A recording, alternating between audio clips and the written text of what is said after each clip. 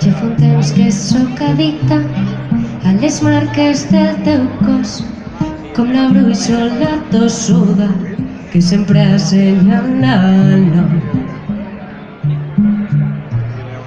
I és tan fàcil enyorar-te quan estàs tan lluny de mi que les ones s'encolpegen i m'emporten mar endins.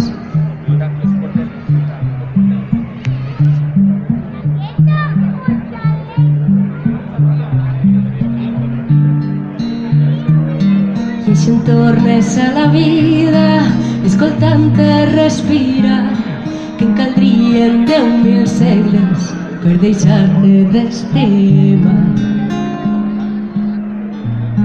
Sí que som afortunats, forats o què sé jo, amb els tombs que fa la vida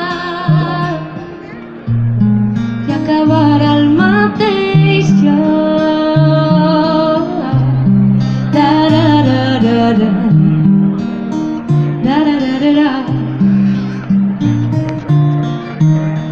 De vegades em transporte dintre d'aquell cotxe roig on rialles i mirades construïen il·lusions.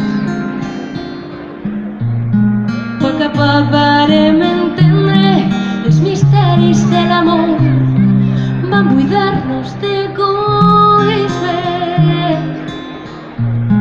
vam omplir-nos de consol.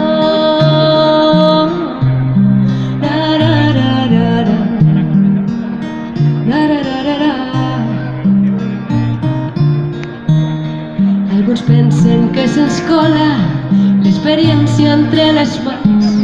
Jo us diria, tinc la sort arrelada en el meu cap. I si un dia no em trobes somiant entre ens els festius buscant estrelles per a fer-nos un bressol.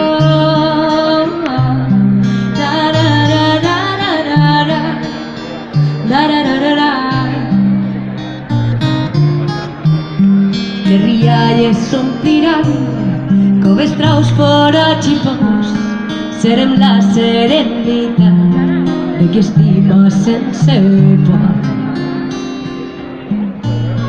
Mai sabré com agrair la prudència del destí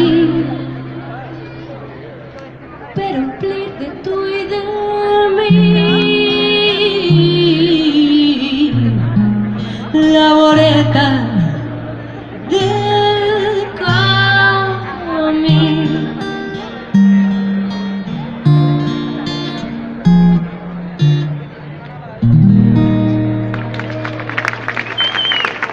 Moltes gràcies.